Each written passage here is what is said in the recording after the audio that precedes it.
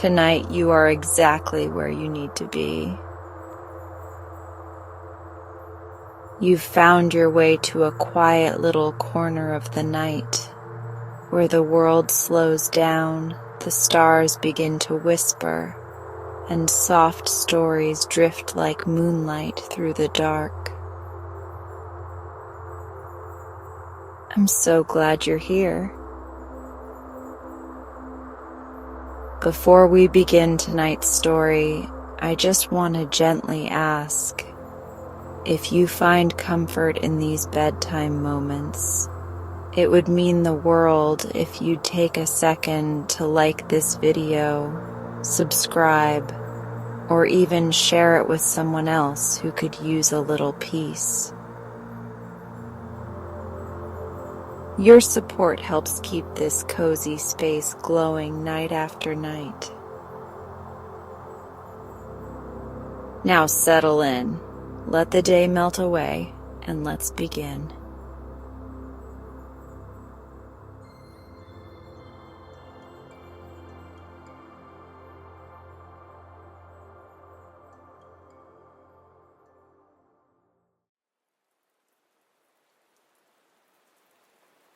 Once upon a time, at the town of Senna on the banks of the Zambezi, was born a child. He was not like other children, for he was very tall and strong. Over his shoulder he carried a big sack, and in his hand an iron hammer. He could also speak like a grown man, but usually he was very silent. One day his mother said to him, "My child, by what name shall we know you?" And he answered, "Call all the head men of Senna here to the river's bank." And his mother called the head men of the town, and when they had come, he led them down to a deep black pool in the river where all the fierce crocodiles lived. "O great men," he said while they all listened, "which of you will leap into the pool and overcome the crocodiles?" But no one would come forward, so he turned and sprang into the water and disappeared. The people held their breath, for they thought, "Surely the boy is bewitched and throws away his life, for the crocodiles will eat him." Then suddenly the ground trembled, and the pool, heaving and swirling, became red with blood, and presently the boy, rising to the surface, swam on shore. But he was no longer just a boy. He was stronger than any man and very tall and handsome, so that the people shouted with gladness when they saw him. "Now, O my people," he cried, waving his hand, "you know my name. I am Makoma the Greater. For have I not slain the crocodiles into the pool where none would venture?" Then he said to his mother, "Rest gently, my mother, for I go to make a home for myself and become a hero." Then, entering his hut, he took Nuendo, his iron hammer, and throwing the sack over his shoulder, he went away. Makoma crossed the Zambezi, and for many moons he wandered towards the north and west until he came to a very hilly country where one day he met a huge giant making mountains. "Greeting!" shouted Makoma. "You are you?" "I am Chieswamapiri, who makes the mountains," answered the giant. "And who are you?" "I am Makoma, which signifies greater," answered he. "Greater than who?" asked the giant. "Greater than you," answered Makoma. The giant gave a roar and rushed upon him. Makoma said nothing, but swinging his great hammer, Nuendo, he struck the giant upon the head. He struck him so hard a blow that the giant shrank into quite a little man, who fell upon his knees, saying, "You are indeed greater than I, O Makoma. Take me with you to be your slave." So Makoma picked him up and dropped him into the sack that he carried upon his back. He was greater than ever now, for all the giant's strength had gone into him, and he resumed his journey, carrying his burden with as little difficulty as an eagle might carry a hare. Before long he came to a country broken up with huge stones and immense clods of earth. Looking over one of the heaps, he saw a giant wrapped in dust dragging out the very earth and hurling it in handfuls on either side of him. "Who are you?" cried Makoma, "that pulls up the earth in this way?" "I am Chi-Dubulataka," said he, "and I am making the riverbeds." "Do you know who I am?" said Makoma. "I am he that is called Greater." "Greater than who?" thundered the giant. "Greater than you," answered Makoma. With a shout, Chi-Dubulataka seized a great clod of earth and launched it at Makoma. But the hero had his sack held over his left arm, and the stones and earth fell harmlessly upon it. And tightly gripping his iron hammer, he rushed in and struck the giant to the ground.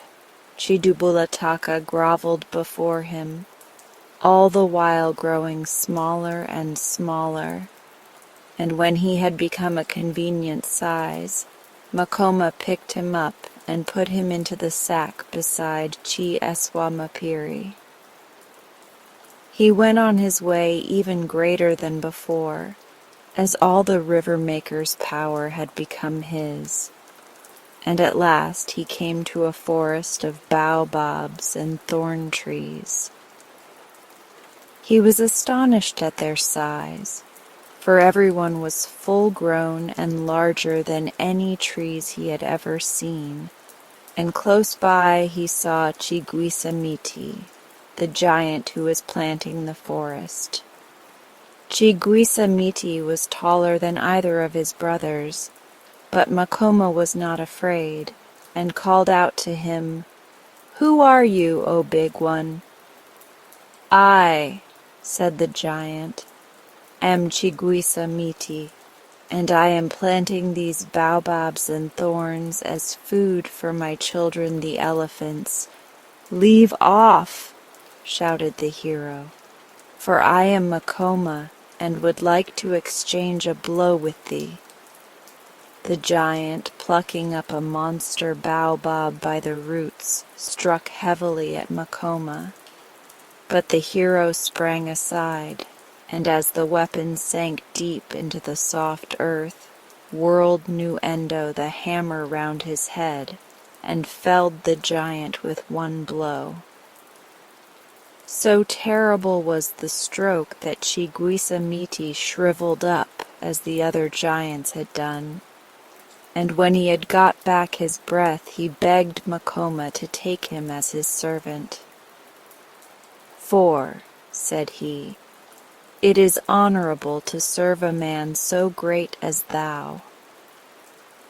Makoma, after placing him in his sack, proceeded upon his journey, and traveling for many days he at last reached a country so barren and rocky that not a single living thing grew upon it. Everywhere reigned grim desolation. And in the midst of this dead region he found a man eating fire. "What are you doing?" demanded Makoma. "I am eating fire," answered the man, laughing. "And my name is Chi-Ideamoto, for I am the flame spirit and can waste and destroy what I like." "You are wrong," said Makoma, "for I am Makoma, who is greater than you, and you cannot destroy me." The fire-eater laughed again and blew a flame at Makoma, but the hero sprang behind a rock. just in time, for the ground upon which he had been standing was turned to molten glass like an overbaked pot by the heat of the flame spirit's breath. Then the hero flung his iron hammer at Chi-Ideamoto, and striking him, it knocked him helpless. So Makoma placed him in the sack, Woronowu, with the other great men that he had overcome. And now, truly, Makoma was a very great hero, for he had the strength to make hills, the industry to lead rivers over dry wastes, foresight and wisdom in planting trees, and the power of producing fire when he wished. Wandering on, he arrived one day at a great plain, well watered and full of game, and in the very middle of it, close to a large river, was a grassy spot, very pleasant to make a home upon. Makoma was so delighted with the little meadow that he sat down under a large tree, and removing the sack from his shoulder, took out all the giants and set them before him. "My friends," said he, "I have traveled far and am weary. Is not this such a place as would suit a hero for his home? Let us then go tomorrow to bring in timber to make a kraal." So the next day Makoma and the giants set out to get poles to build the kraal, leaving only Chieswa-Mapiri to look after the place and cook some venison which they had killed. In the evening, when they returned, they found the giant helpless and tied to a tree by one enormous hair. "How is it," said Makoma, astonished, "that we find you thus bound and helpless?" "O chief," answered Chieswa-Mapiri, "at midday a man came out of the river. He was of immense stature, and his gray mustaches were of such length that I could not see where they ended. He demanded of me, 'Who is thy master?' And I answered, 'Makoma, the greatest of heroes.' Then the man seized me, and pulling a hair from his mustache, tied me to this tree, even as you see me." Makoma was very wroth, but he said nothing, and drawing his fingernail across the hair, which was as thick and strong as palm rope, cut it and set free the mountain maker. The 3 following days exactly the same thing happened, only each time with a different one of the party. And on the 4th day Makoma stayed in camp when the others went to cut poles, saying that he would see for himself what sort of man this was that lived in the river, and whose mustaches were so long that they extended beyond men's sight. So when the giants had gone, he swept and tidied the camp, and put some venison on the fire to roast. At midday, when the sun was right overhead, he heard a rumbling noise from the river, and looking up he saw the head and shoulders of an enormous man emerging from it. And behold, right down the riverbed and up the riverbed till they faded into the blue distance stretched the giant's gray mustaches. "Who are you?" bellowed the giant as soon as he was out of the water. "I am he that is called Makoma," answered the hero, "and before I slay thee, tell me also what is thy name, and what thou doest in the river." "My name is Chin-Debu Maugiri," said the giant. "My home is in the river, for my mustache is the gray fever mist that hangs above the water, and with which I bind all those that come unto me so that they die." "You cannot bind me," shouted Makoma, rushing upon him and striking with his hammer. But the river giant was so slimy that the blow slid harmlessly off his green chest. And as Makoma stumbled and tried to regain his balance, the giant swung one of his long hairs around him and tripped him up. For a moment Makoma was helpless, but remembering the power of the flame spirit which had entered into him, he breathed a fiery breath upon the giant's hair and cut himself free. As Chindebu Maugiri leaned forward to seize him, the hero flung his sack Waranowu over the giant's slippery head, and gripping his iron hammer, struck him again. This time the blow alighted upon the dry sack, and Chindebu Maugiri fell dead. When the four giants returned at sunset with the poles, they rejoiced to find that Makoma had overcome the fever spirit, and they feasted on the roast venison till far into the night. But in the morning, when they awoke, Makoma was already warming his hands to the fire, and his face was gloomy. "In the darkness of the night, O my friends," he said presently, "the white spirits of my fathers came upon me and spoke, saying, 'Get thee hence, Makoma, for thou shalt have no rest until thou hast found and fought with Sakatirina, who had 5 heads and is very great and strong.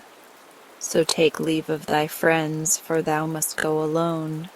Then the giants were very sad and bewailed the loss of their hero. But Makoma comforted them, and gave back to each the gifts he had taken from them. Then, bidding them farewell, he went on his way.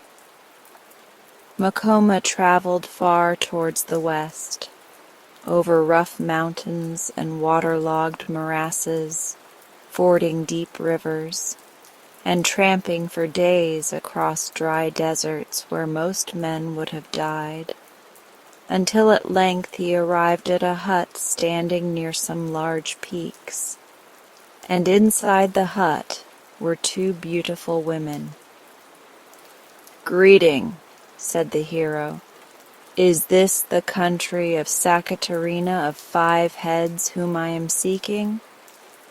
"We greet you, O Great One," answered the women. "We are the wives of Sakatirina. Your search is at an end, for there stands he whom you seek." And they pointed to what Makoma had thought were 2 tall mountain peaks. "Those are his legs," they said. "His body you cannot see, for it is hidden in the clouds." Makoma was astonished when he beheld how tall was the giant. But, nothing daunted, he went forward until he reached one of Sakatirina's legs, which he struck heavily with new endo. Nothing happened, so he hit again and then again, until presently he heard a tired, far-away voice saying, "Who is it that scratches my feet?" And Makoma shouted as loud as he could, answering, "It is I, Makoma, who is called Greater." And he listened, but there was no answer. Then Makoma collected all the dead brushwood and trees that he could find, and making an enormous pile round the giant's legs, set a light to it. This time the giant spoke. His voice was very terrible, for it was the rumble of thunder in the clouds. "Who is it?" he said, making that fire smolder around my feet. "It is I, Makoma," shouted the hero, "and I have come from far away to see thee, O Sakatirina, For the spirits of my fathers bade me go seek and fight with thee, lest I should grow fat and weary of myself." There was silence for a while, and then the giant spoke softly. "It is good, O Makoma," he said, "for I too have grown weary. There is no man so great as I, therefore I am all alone. Guard thyself." And bending suddenly, he seized the hero in his hands and dashed him upon the ground. And lo, instead of death, Makoma had found life, for he sprang to his feet mightier in strength and stature than before, and rushing in he gripped the giant by the waist and wrestled with him. Hour by hour they fought, and mountains rolled beneath their feet like pebbles in a flood. Now Makoma would break away, and summoning up his strength, strike the giant with Nuendo his iron hammer, and Sakaterina would pluck up the mountains and hurl them upon the hero, but neither one could slay the other. At last, upon the second day, they grappled so strongly that they could not break away. But their strength was failing, and just as the sun was sinking, they fell together to the ground, insensible. In the morning when they awoke, Mulimo the Great Spirit was standing by them, and he said, "O Makoma and Sakatirina, ye are heroes so great that no man may come against you. Therefore ye will leave the world and take up your home with me in the clouds." And as he spake, the heroes became invisible to the people of the earth, and were no more seen among them. John Cooper was a little boy whose father and mother lived in a cottage on one side of a village green. He was his parents' only child, so that he had no brothers nor sisters to play with. But he had a dog of which he was very fond, and he used sometimes to play with other children on the green. Tom Jones was one of the boys that played with John Cooper. One day he asked John Cooper to go for a long walk with him instead of going to school. John at first would not consent, but at last he gave way and went with Tom, taking Carlo with him. There was a pretty stream of water that ran along one side of the green, and then passed through a wood in a winding course. In some places it was rather broad and deep, and in other places it was shallow, and ran murmuring over the stones at the bottom. Tom said that it would be very pleasant to go along the stream, sometimes on one side, and sometimes on the other, far into the wood, and to look for birds' nests. The sun was shining very brightly, the trees were in full leaf, the grass was thick and green, sweet flowers were blooming on all sides. Butterflies and dragonflies sported in the sunshine, and birds were singing on every bush and tree. All things seemed to be joyful, and the two boys started off briskly, with Carlo after them. But of this party, the only one that was truly happy was Carlo. He had nothing to do but to obey his master, and this he had done when John had called him away from his home. John tried to raise his own spirits, and ran and jumped about and romped with Carlo. But he could not forget that he had done wrong, that he ought to have been at school, and that he should grieve his kind parents when they knew what he was now doing. The thought of this would come into his mind, and kept him from being happy. As for Tom Jones, he seemed merry enough, though he not only knew that he was doing wrong himself, but that he had led John into mischief. He tried to forget this, and laughed and shouted with all his might. But it was in vain, and he had bitter feelings at the bottom of his heart all the time. They went on rambling till they had got more than a mile into the wood. The stream here was wide and deep. On one side of it there grew an old willow, and in one of the branches of this they saw a wren's nest. As Tom was the stronger boy of the two, it was agreed that he should help John up to the branch, so that he might reach the nest. John got upon the branch, and he had put out his hand to take hold of the nest, when the branch broke off, and down he fell into the water. Tom laughed at this, for he knew that the stream was not deep enough to drown him, but Carlo rushed in and dragged his master by the clothes towards the bank. John scrambled out, but he was covered with mud. Tom helped him to take off his clothes and clean off the mud and dry them, but with all they could do, John was still in a sad mess. And as it was now late in the day, he turned to go home with a heavy heart. When he reached the cottage, he found his father and mother in great alarm, as they could not think what had become of him. When they found out what had taken place, their alarm was changed into grief, on account of the son whom they loved so much, having done wrong. John himself cried a great deal, and said that he was more vexed because he had caused them grief than he should have been if they had scolded and whipped him. His mother told him that she left it to his own heart to scold him, and that he should go to his bedroom and pray to God on his knees to forgive him, as she had taught him to pray. John did as she bade him, and he prayed to God with all his heart.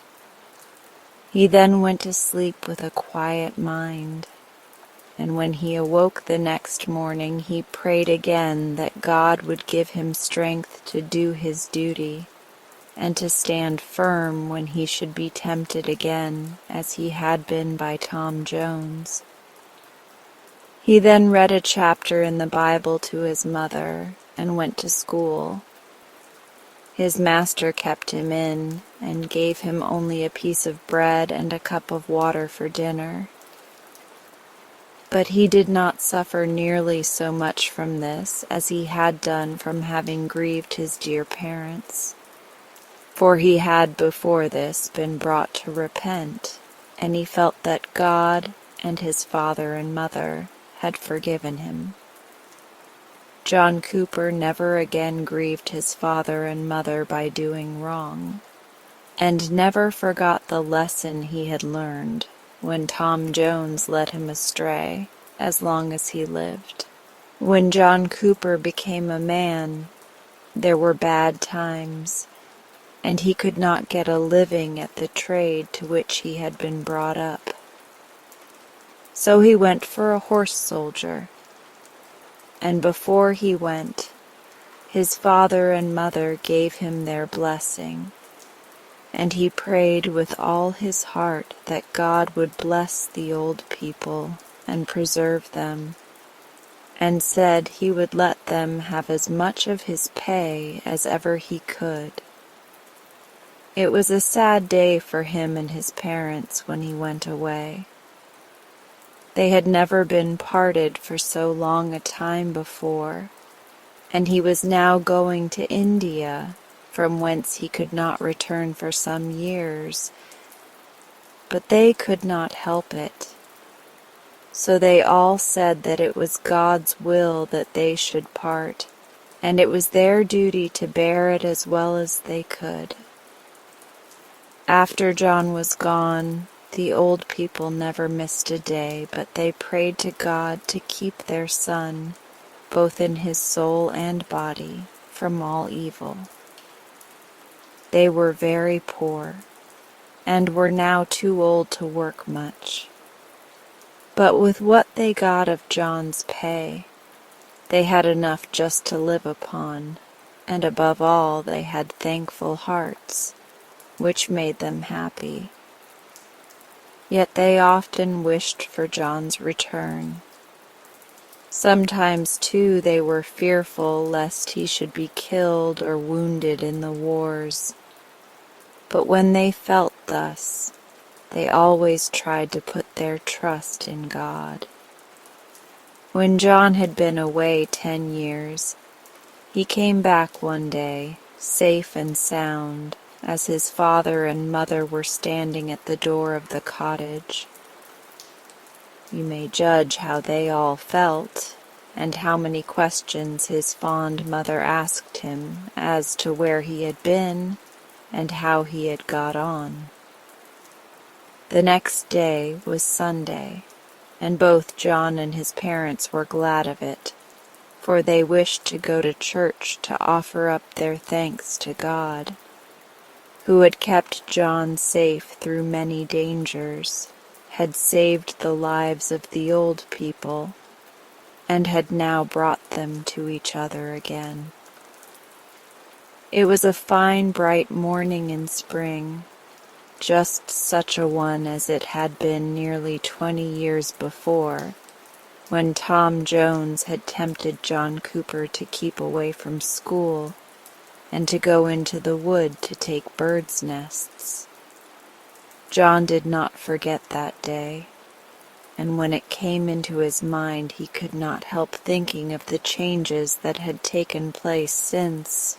He went to church, and you may be sure that he and the old man and woman gave thanks to God with all their hearts for the mercy he had shown to them. Mary Jones was a poor woman whose husband had gone to sea on a long voyage. She lived in a house by the roadside and got her living by washing. She had 2 little boys who were her great comfort, and whom she used to call Ned and Tom.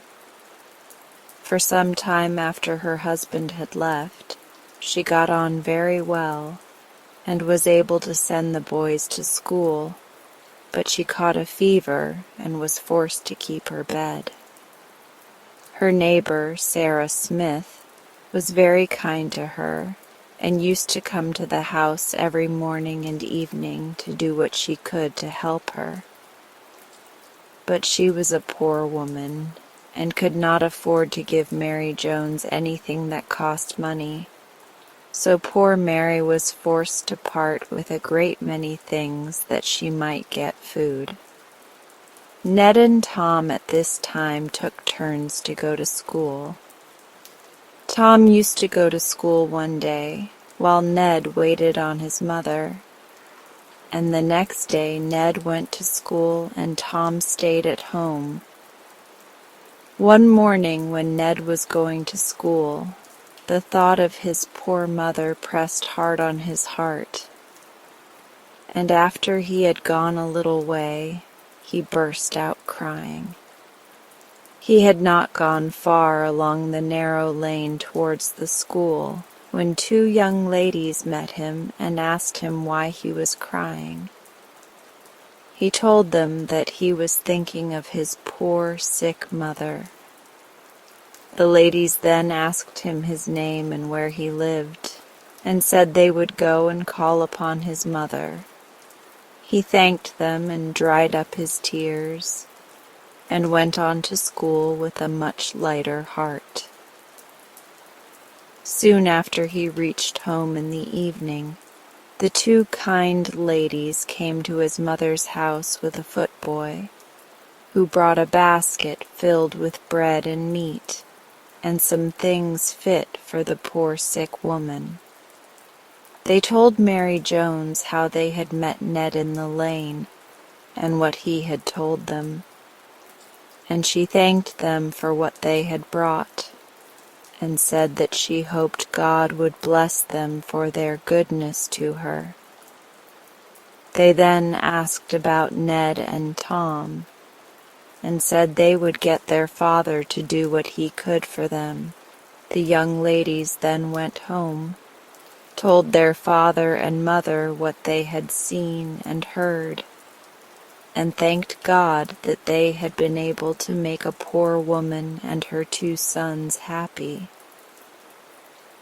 There was a poor woman named Rachel Jenkins, who lived in a very little cottage at some distance from any other house. She was a widow and very poor, but she was very clean and careful, so that her cottage had always a look of neatness and comfort. She used to spend most of her time in spinning. She had 1 son, whose name was Harry. He was 12 years old, and used to carry a basket filled with tapes and thread, pins and needles, and other things of that sort, which he sold to people who lived near. He used to go out in the morning and return in the evening, and you may be sure his mother was always glad when the time came for him to come home. One evening, as he was on his way home, about half a mile from his mother's house, he saw an old man sitting by the wayside, who was very tired and seemed as if he was not able to walk any further. His hair was quite white, and his face and hands were thin and wrinkled. Harry said to him in a kind voice, "You seem tired, Father. Have you got much further to walk?" The old man told him that he had to go to the next town, which was 12 miles further, but that he was so tired he was sure that he should not be able to get there that night. On this, Harry said, "I wish you would go home with me, for I am sure my mother would be very glad that you should sleep in our house." The old man thanked him and said he would go with him. So he rested his hand upon Harry's shoulder and walked slowly towards the house. Harry's mother met them at the door, and when Harry had told her how he had met with the old man, she said she was glad to see him and asked him to walk in to take some tea. After tea, the old man told Sarah Jenkins that he was going to see his son, who was laid up in a hospital in the town to which he was going. His son was a soldier, and had been in the West Indies for some years, but he caught the yellow fever and was sent home sick. The next morning the old man went on his way and blessed Sarah Jenkins and Harry, because they had done good to him who could make no other return than to thank them and pray for them.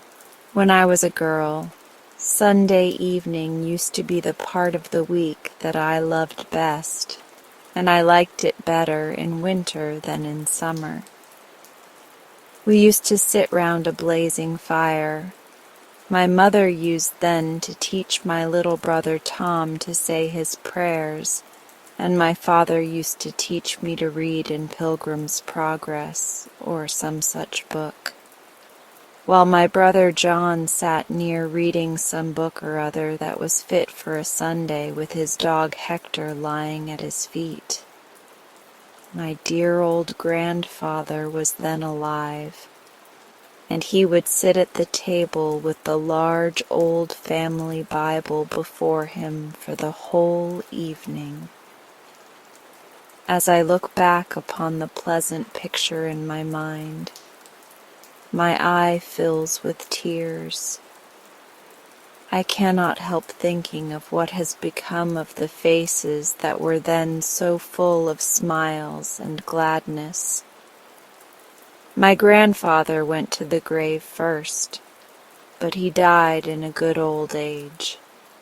And though we mourned to lose him whom we had all loved so much, we could not help feeling that it was a happy change for him, as he could hardly see or hear. Next to him, my poor little brother Tom fell ill of the typhus fever, and God took him to heaven in the budding of his childhood. Only a year or two ago, my father gave me his dying blessing and was then a very old man. My mother now survives, though very old, and my two sisters, Mary and Elizabeth, who were then lively girls, are living and are the mothers of families. My brother John, a middle-aged man, is the captain of a ship, being now far away on a voyage, and he has left behind him a wife and two boys, the youngest of whom is as old as he was at the time I have spoken of. I am almost an old woman, though on these happy evenings that I was speaking of, I was the youngest but one. You, my little friends, will perhaps some day have to look back upon such changes as I have seen. The thought that they will come upon you need not make you sad, but it should make you good, and cause you to resolve to do your duty and to serve God. If you do so, when you get as old as I am, you will find that if age brings its cares and sorrows, it also brings surer and even brighter hopes of a life beyond the grave. John Davis and his wife were very poor people, but as they worked very hard, they could just get a living for themselves. John worked for a farmer in the parish, and his wife took in needlework.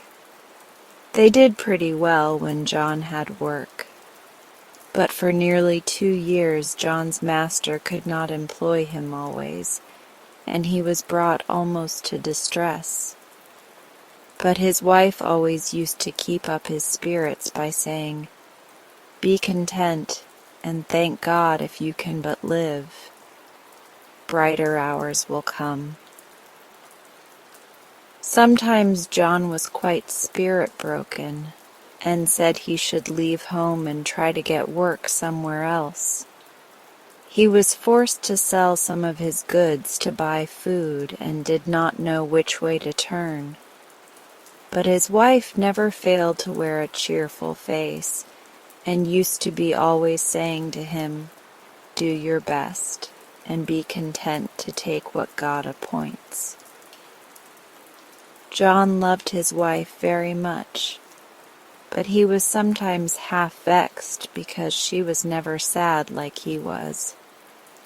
He would tell her that it was a very good thing to be cheerful and happy when they could get a good living. She then used to say to him that there was no virtue in being content when all was going on well, and that the proper time to try to be cheerful was when things were going amiss. At last, better times came.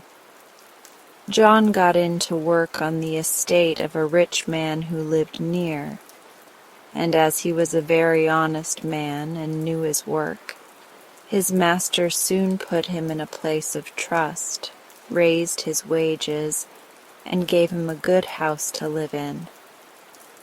John had by this time got 5 children, and he could no longer deny that he had reason enough to be a happy man.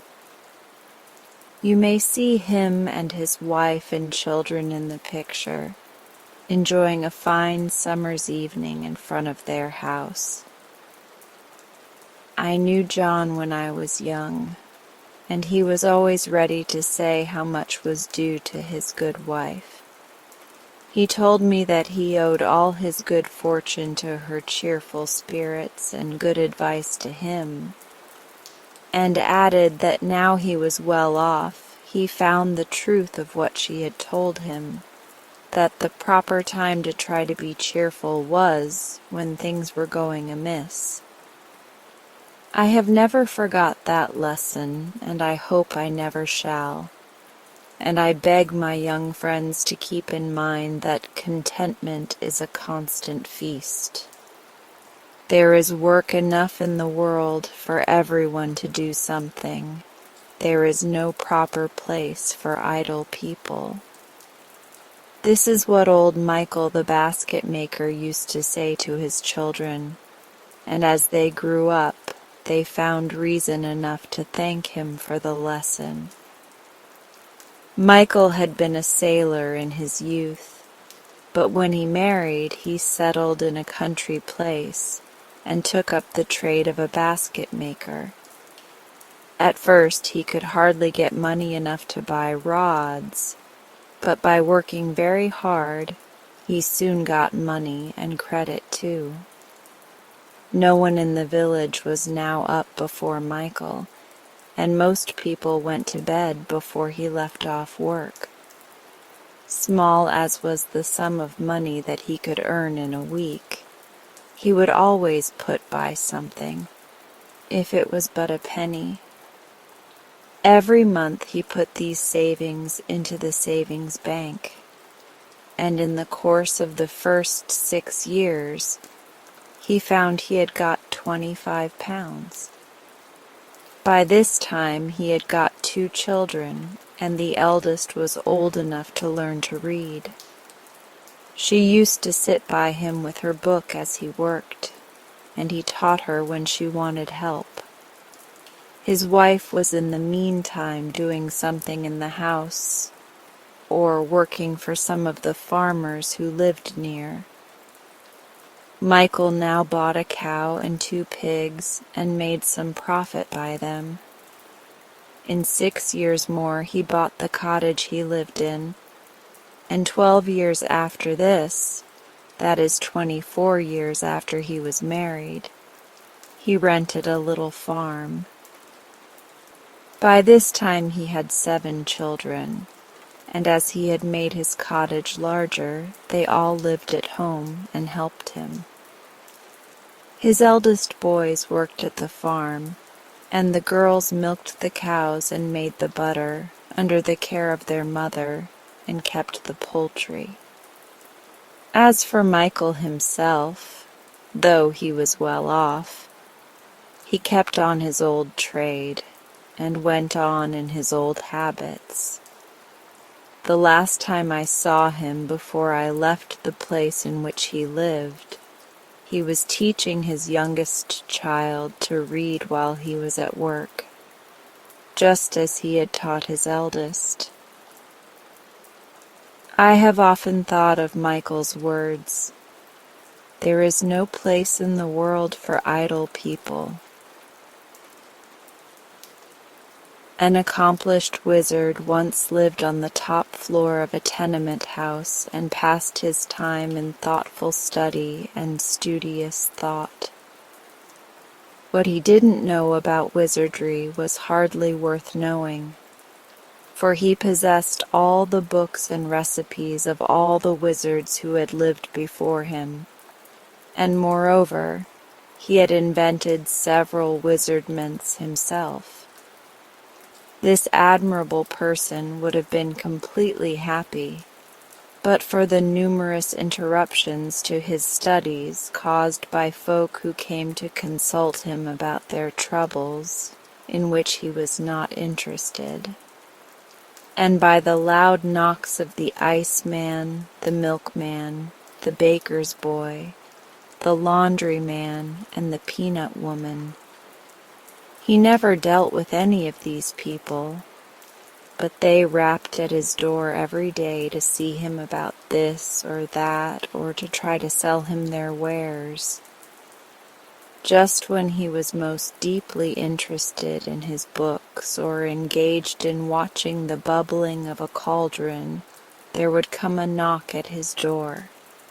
And after sending the intruder away, he always found he had lost his train of thought or ruined his compound. At length, these interruptions aroused his anger, and he decided he must have a dog to keep people away from his door. He didn't know where to find a dog, but in the next room lived a poor glass blower with whom he had a slight acquaintance. So he went into the man's apartment and asked, "Where can I find a dog?" "What sort of a dog?" inquired the glass blower. "A good dog, one that will bark at people and drive them away, one that will be no trouble to keep and won't expect to be fed, one that has no fleas and is neat in his habits, one that will obey me when I speak to him. In short, a good dog," said the wizard. "Such a dog is hard to find," returned the glass blower, who was busy making a blue glass flower pot with a pink glass rose bush in it, having green glass leaves and yellow glass roses. The wizard watched him thoughtfully. "Why cannot you blow me a dog out of glass?" he asked presently. "I can," declared the glass blower, "but it would not bark at people, you know." "Oh, I'll fix that easily enough," replied the other. "If I could not make a glass dog bark, I would be a mighty poor wizard." "Very well. If you can use a glass dog, I'll be pleased to blow one for you. Only you must pay for my work." "Certainly," agreed the wizard.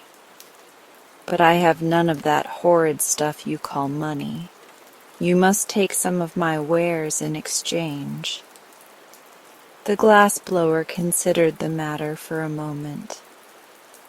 "Could you give me something to cure my rheumatism?" he asked.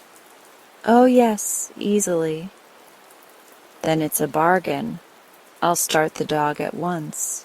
What color of glass shall I use?" "Pink is a pretty color," said the wizard. "And it's unusual for a dog, isn't it?" "Very," answered the glass blower, "but it shall be pink." So the wizard went back to his studies, and the glass blower began to make the dog. Next morning he entered the wizard's room with the glass dog under his arm and set it carefully upon the table. It was a beautiful pink in color, with a fine coat of spun glass, and about its neck was twisted a blue glass ribbon. Its eyes were specks of black glass and sparkled intelligently, as do many of the glass eyes worn by men. The wizard expressed himself pleased with the glass blower's skill, and at once handed him a small vial. "This will cure your rheumatism," he said. "But the vial is empty," protested the glass blower. "Oh no, there is one drop of liquid in it," was the wizard's reply. "Will one drop cure my rheumatism?" inquired the glass blower in wonder. "Most certainly. That is a marvelous remedy. The one drop contained in the vial will cure instantly any kind of disease ever known to humanity.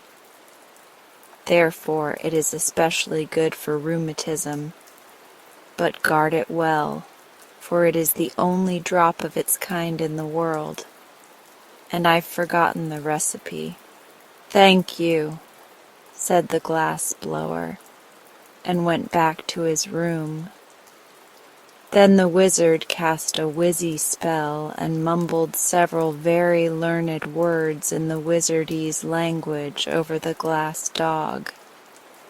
whereupon the little animal first wagged its tail from side to side, then winked his left eye knowingly, and at last began barking in a most frightful manner. That is, when you stop to consider the noise came from a pink glass dog. There is something almost astonishing in the magic arts of wizards, unless, of course, you know how to do the things yourself, when you are not expected to be surprised at them. The wizard was as delighted as a school teacher at the success of his spell, although he was not astonished. Immediately he placed the dog outside his door, where it would bark at anyone who dared knock and so disturb the studies of its master. The glass blower, on returning to his room, decided not to use the one drop of wizard cure-all just then.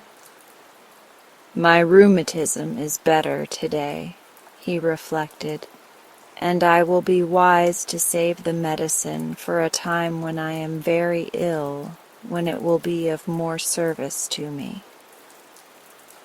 So he placed the vial in his cupboard and went to work blowing more roses out of glass.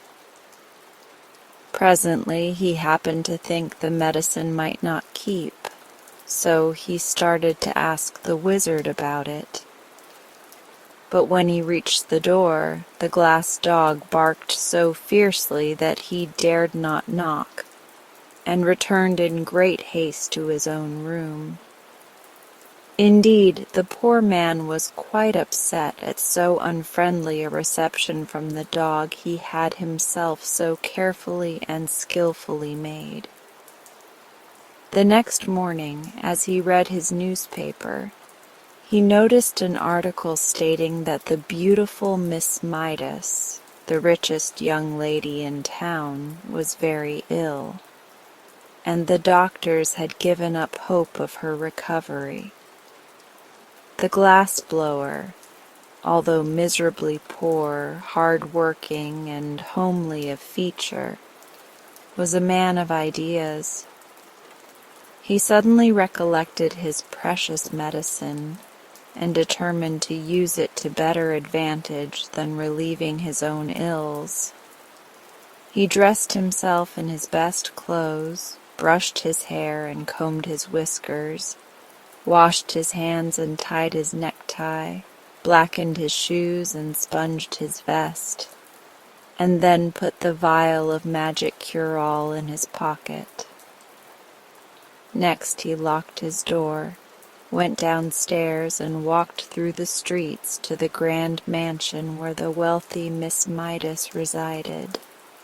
The butler opened the door and said, "No soap, no chromos, no vegetables, no hair oil, no books, no baking powder.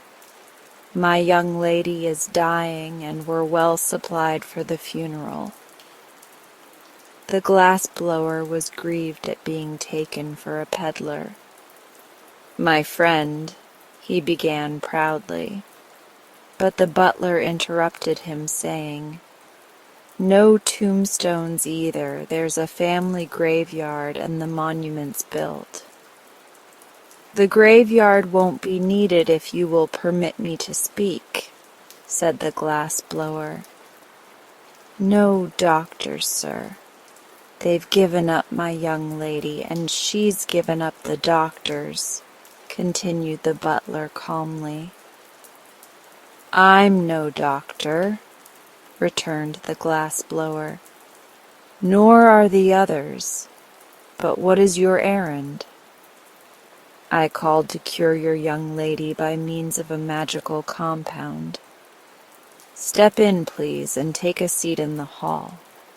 I'll speak to the housekeeper," said the butler more politely.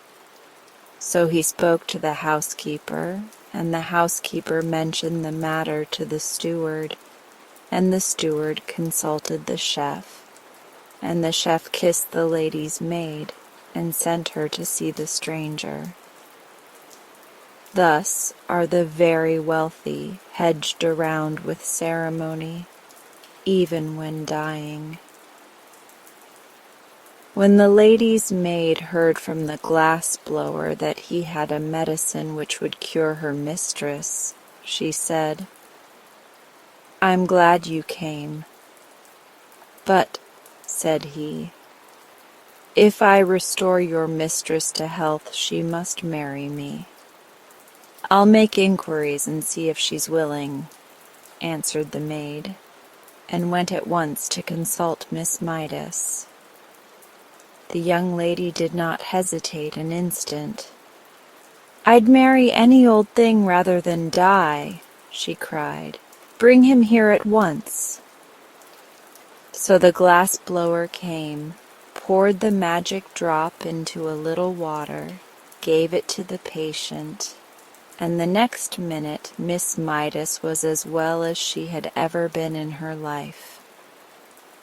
"Dear me," she exclaimed, "I've an engagement at the Fritters' reception tonight. Bring my pearl-colored silk, Marie, and I will begin my toilet at once. And don't forget to cancel the order for the funeral flowers and your mourning gown." "But Miss Midas," remonstrated the glass blower who stood by, "you promised to marry me if I cured you." "I know," said the young lady, "but we must have time to make proper announcement in the society papers and have the wedding cards engraved. Call tomorrow and we'll talk it over." The glass blower had not impressed her favorably as a husband, and she was glad to find an excuse for getting rid of him for a time, and she did not want to miss the Fritters' reception. Yet the man went home filled with joy, for he thought his stratagem had succeeded, and he was about to marry a rich wife who would keep him in luxury forever afterward. The first thing he did on reaching his room was to smash his glass-blowing tools and throw them out of the window. He then sat down to figure out ways of spending his wife's money. The following day he called upon Miss Midas, who was reading a novel and eating chocolate creams as happily as if she had never been ill in her life. "Where did you get the magic compound that cured me?" she asked. "From a learned wizard," said he. And then, thinking it would interest her, he told how he had made the glass dog for the wizard, and how it barked and kept everybody from bothering him. "How delightful," she said. "I've always wanted a glass dog that could bark." "But there is only one in the world," he answered, "and it belongs to the wizard." "You must buy it for me," said the lady. "The wizard cares nothing for money," replied the glass blower. "Then you must steal it for me," she retorted. "I can never live happily another day unless I have a glass dog that can bark." The glass blower was much distressed at this, but said he would see what he could do. For a man should always try to please his wife, and Miss Midas has promised to marry him within a week. On his way home he purchased a heavy sack, and when he passed the wizard's door and the pink glass dog ran out to bark at him, he threw the sack over the dog, tied the opening with a piece of twine, and carried him away to his own room. The next day he sent the sack by a messenger boy to Miss Midas with his compliments, and later in the afternoon he called upon her in person, feeling quite sure he would be received with gratitude for stealing the dog she so greatly desired. But when he came to the door and the butler opened it, What was his amazement to see the glass dog rush out and begin barking at him furiously. "Call off your dog!" he shouted in terror. "I can't, sir," answered the butler. "My young lady has ordered the glass dog to bark whenever you call here." "You'd better look out, sir," he added, "for if it bites you, you may have glassophobia." This so frightened the poor glass-blower that he went away hurriedly. But he stopped at a drug-store and put his last dime in the telephone box so he could talk to Miss Midas without being bitten by the dog. "Give me Pelf 6742, he called. "Hello? What is it?" said a voice. "I want to speak with Miss Midas," said the glass-blower. Presently a sweet voice said, "This is Miss Midas. What is it?" "Why have you treated me so cruelly and set the glass dog on me?" asked the poor fellow. "Well, to tell the truth," said the lady, "I don't like your looks. Your cheeks are pale and baggy, your hair is coarse and long, your eyes are small and red, your hands are big and rough, and you are bow-legged." "But I can't help my looks," pleaded the glass-blower, "and you really promised to marry me." "If you were better looking, I'd keep my promise," she returned.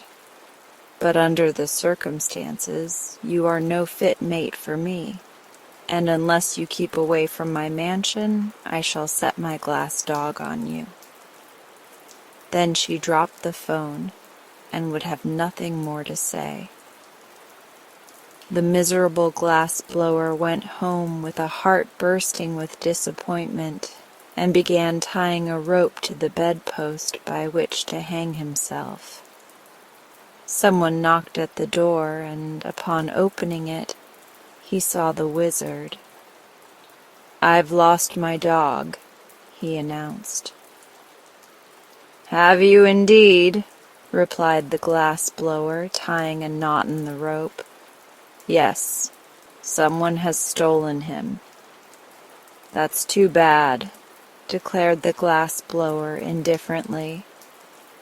"You must make me another," said the wizard. "But I cannot. I've thrown away my tools." "Then what shall I do?" asked the wizard. "I do not know, unless you offer a reward for the dog." "But I have no money," said the wizard. "Offer some of your compounds, then," suggested the glass-blower, who was making a noose in the rope for his head to go through. "The only thing I can spare," replied the wizard thoughtfully, "is a beauty powder." "What?" cried the glass-blower, throwing down the rope. "Have you really such a thing?" "Yes, indeed. Whoever takes the powder will become the most beautiful person in the world." "If you will offer that as a reward," said the glass-blower eagerly, "I'll try to find the dog for you, for above everything else I long to be beautiful. But I warn you the beauty will only be skin deep," said the wizard. "That's all right," replied the happy glass-blower. "When I lose my skin, I shan't care to remain beautiful." "Then tell me where to find my dog, and you shall have the powder," promised the wizard. So the glass-blower went out and pretended to search, and by he returned and said, "I've discovered the dog. You will find him in the mansion of Miss Midas." The wizard went at once to see if this were true, and, sure enough, the glass dog ran out and began barking at him. Then the wizard spread out his hands and chanted a magic spell which sent the dog fast asleep, when he picked him up and carried him to his own room on the top floor of the tenement house. Afterward, he carried the beauty powder to the glass blower as a reward, and the fellow immediately swallowed it and became the most beautiful man in the world. The next time he called upon Miss Midas, there was no dog to bark at him, and when the young lady saw him, she fell in love with his beauty at once. "If only you were a count or a prince," she sighed, "I'd willingly marry you." "But I am a prince," he answered, "the prince of dog blowers." "Ah," said she, "then if you are willing to accept an allowance of $4 a week, I'll order the wedding cards engraved." The man hesitated, but when he thought of the rope hanging from his bedpost, he consented to the terms.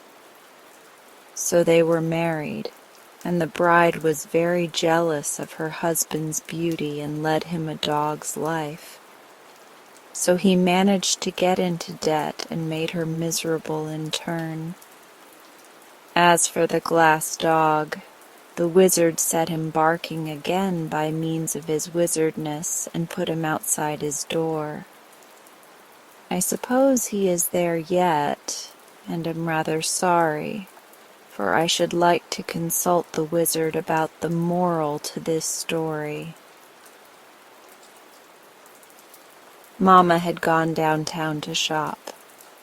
She had asked Nora to look after Jane Gladys, and Nora promised she would. But it was her afternoon for polishing the silver, so she stayed in the pantry and left Jane Gladys to amuse herself alone in the big sitting room upstairs. The little girl did not mind being alone, for she was working on her first piece of embroidery, a sofa pillow for Papa's birthday present. So she crept into the big bay window and curled herself up on the broad sill while she bent her brown head over her work. Soon the door opened and closed again, quietly. Jane Gladys thought it was Nora, so she didn't look up until she had taken a couple more stitches on a forget-me-not.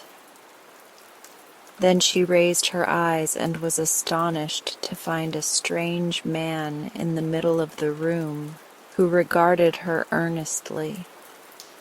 He was short and fat and seemed to be breathing heavily from his climb up the stairs. He held a work silk hat in one hand, and underneath his other elbow was tucked a good-sized book. He was dressed in a black suit that looked old and rather shabby, and his head was bald upon the top. "Excuse me," he said, while the child gazed at him in solemn surprise. "Are you Jane Gladys Brown?" "Yes, sir," she answered. Very good indeed," he remarked with a queer sort of smile. "I've had quite a hunt to find you, but I've succeeded at last." "How did you get in?" inquired Jane Gladys with a growing distrust of her visitor. "That is a secret," he said mysteriously. This was enough to put the girl on her guard. She looked at the man, and the man looked at her, and both looks were grave and somewhat anxious. "What do you want?" she asked, straightening herself up with a dignified air. "Ah, now we are coming to business," said the man briskly. "I'm going to be quite frank with you. To begin with, your father has abused me in a most ungentlemanly manner." Jane Gladys got off the windowsill and pointed her small finger at the door. "Leave this room immediately!" she cried, her voice trembling with indignation. "My papa is the best man in the world. He never bust anybody." "Allow me to explain, please," said the visitor, without paying any attention to her request to go away. "Your father may be very kind to you, for you are his little girl, you know. But when he's downtown in his office, he's inclined to be rather severe, especially on book agents. Now I called on him the other day and asked him to buy the complete works of Peter Smith. And what do you suppose he did?" She said nothing. "Why?" continued the man with growing excitement. "He ordered me from his office and had me put out of the building by the janitor. What do you think of such treatment as that from the best papa in the world, eh?" "I think he was quite right," said Jane Gladys. "Oh, you do? Well," said the man, "I resolved to be revenged for the insult. So, as your father is big and strong and a dangerous man, I have decided to be revenged upon his little girl." Jane Gladys shivered. "What are you going to do?" she asked. "I'm going to present you with this book," he answered, taking it from under his arm. Then he sat down on the edge of a chair, placed his hat on the rug, and drew a fountain pen from his vest pocket. "I'll write your name in it," said he. "How do you spell Gladys?" "Gladys," she replied. "Thank you. Now this," he continued, rising and handing her the book with a bow, "is my revenge for your father's treatment of me. Perhaps he'll be sorry he didn't buy the complete works of Peter Smith. Goodbye, my dear." He walked to the door, gave her another bow, and left the room, and Jane Gladys could see that he was laughing to himself as if very much amused. When the door had closed behind the queer little man, the child sat down in the window again and glanced at the book. It had a red and yellow cover, and the word "Thingamajigs" was across the front in big letters. Then she opened it, curiously, and saw her name written in black letters upon the first white leaf. He was a funny little man, she said to herself thoughtfully. She turned the next leaf and saw a big picture of a clown, dressed in green and red and yellow, and having a very white face with 3-cornered spots of red on each cheek and over the eyes. While she looked at this, the book trembled in her hands. The leaf crackled and creaked, and suddenly the clown jumped out of it and stood upon the floor beside her, becoming instantly as big as any ordinary clown. After stretching his arms and legs and yawning in a rather impolite manner, he gave a silly chuckle and said, "This is better. You don't know how cramped one gets standing so long upon a page of flat paper." Perhaps you can imagine how startled Jane Gladys was, and how she stared at the clown who had just leaped out of the book. "You didn't expect anything of this sort, did you?" he asked, leering at her in clown fashion. Then he turned around to take a look at the room, and Jane Gladys laughed in spite of her astonishment. "What amuses you? demanded the clown. "Why, the back of you is all white," cried the girl. "You're only a clown in front of you." "Quite likely," he returned in an annoyed tone. "The artist made a front view of me. He wasn't expected to make the back of me, for that was against the page of the book." "But it makes you look so funny," said Jane Gladys, laughing until her eyes were moist with tears. The clown looked sulky and sat down upon a chair so she couldn't see his back. "I'm not the only thing in the book," he remarked crossly. This reminded her to turn another page, and she had scarcely noted that it contained the picture of a monkey when the animal sprang from the book with a great crumpling of paper and landed upon the window seat beside her. "Hee hee hee hee hee," chattered the creature, springing to the girl's shoulder and then to the center table. "This is great fun. Now I can be a real monkey instead of a picture of one." "Real monkeys can't talk," said Jane Gladys reprovingly. "How do you know? Have you ever been one yourself?" inquired the animal. And then he laughed loudly, and the clown laughed too, as if he enjoyed the remark. The girl was quite bewildered by this time.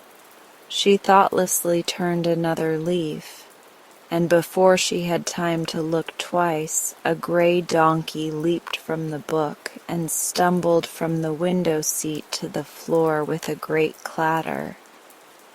"You're clumsy enough, I'm sure," said the child indignantly, for the beast had nearly upset her. "Clumsy? And why not?" demanded the donkey with angry voice. "If the fool artist had drawn you out of perspective as he did me, I guess you'd be clumsy yourself." "What's wrong with you?" asked Jane Gladys. "My front and rear legs on the left side are nearly 6 inches too short. That's what's the matter. If that artist didn't know how to draw properly, why did he try to make a donkey at all?" "I don't know," replied the child, seeing an answer was expected. "I can hardly stand up," grumbled the donkey, "and the least little thing will topple me over." "Don't mind that," said the monkey, making a spring at the chandelier and swinging from it by his tail until Jane Gladys feared he would knock all the globes off. "The same artist has made my ears as big as that clown's, and everyone knows a monkey hasn't any ears to speak of, much less to draw." "He should be prosecuted," remarked the clown gloomily. "I haven't any back." Jane Gladys looked from one to the other with a puzzled expression upon her sweet face, and turned another page of the book. Swift as a flash there sprang over her shoulder a tawny, spotted leopard, which landed upon the back of a big leather armchair and turned upon the others with a fierce movement. The monkey climbed to the top of the chandelier and chattered with fright. The donkey tried to run and straightway tipped over on his left side. The clown grew paler than ever, but he sat still in his chair and gave a low whistle of surprise. The leopard crouched upon the back of the chair, lashed his tail from side to side, and glared at all of them by turns, including Jane Gladys. "Which of us are you going to attack first?" asked the donkey, trying hard to get upon his feet again. "I can't attack any of you," snarled the leopard. The artist made my mouth shut so I haven't any teeth, and he forgot to make my claws. But I'm a frightful-looking creature nevertheless, am I not?" "Oh, yes," said the clown indifferently. "I suppose you're frightful-looking enough. But if you have no teeth nor claws, we don't mind your looks at all." This so annoyed the leopard that he growled horribly, and the monkey laughed at him. Just then the book slipped from the girl's lap, and as she made a movement to catch it, one of the pages near the back opened wide.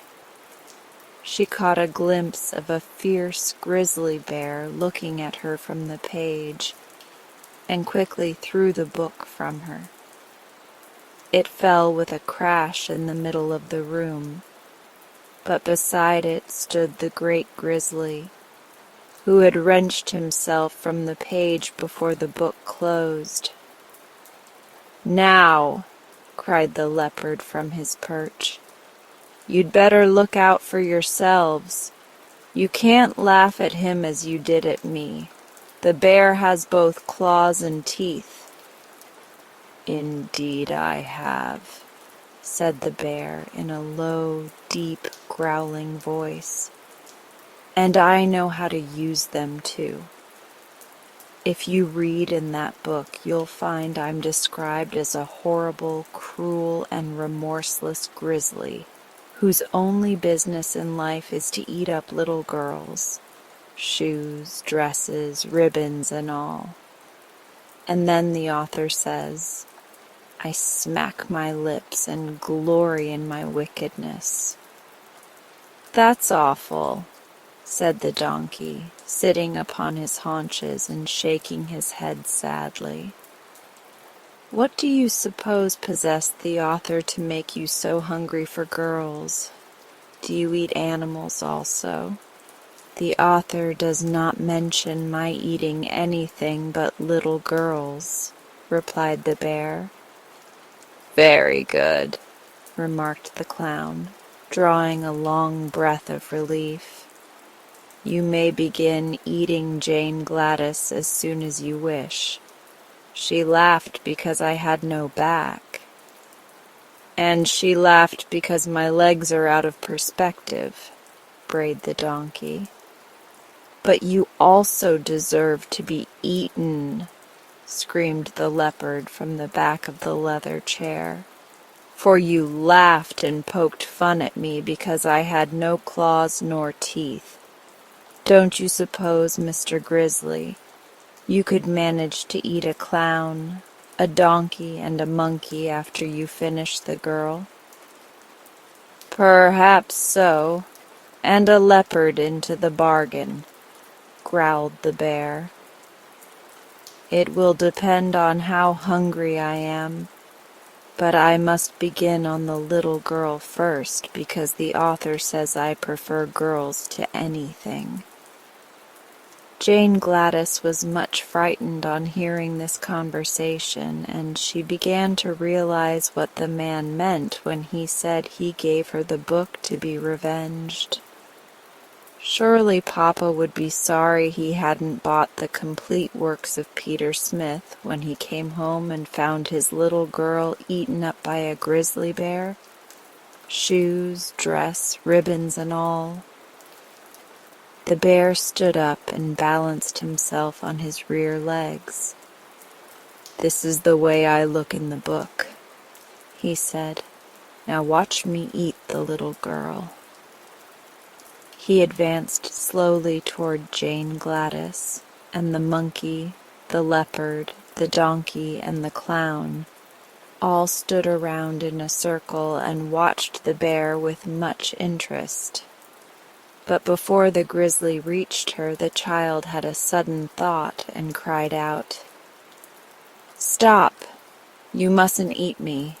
It would be wrong." "Why?" asked the bear in surprise. "Because I own you. You're my private property," she answered. "I don't see how you make that out." said the bear in a disappointed tone. "Why, the book was given to me.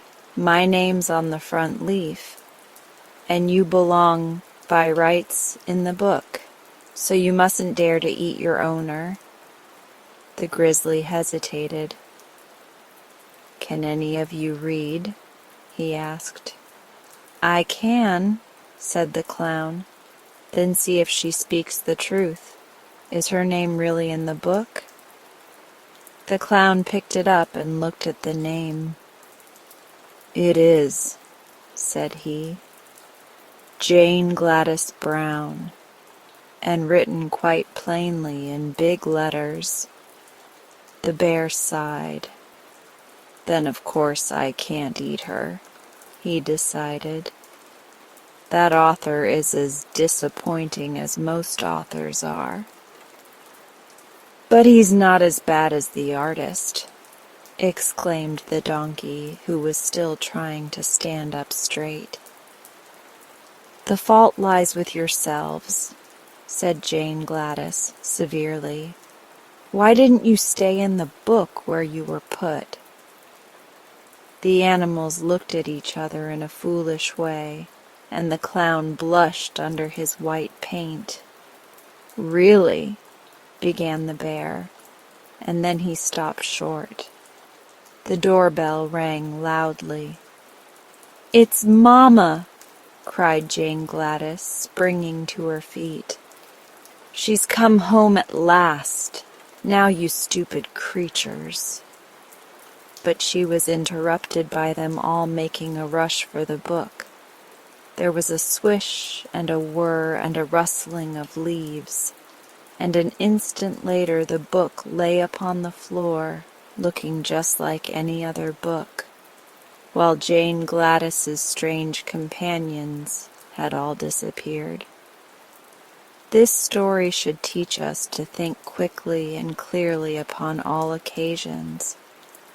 For had Jane Gladys not remembered that she owned the bear, he probably would have eaten her before the bell rang.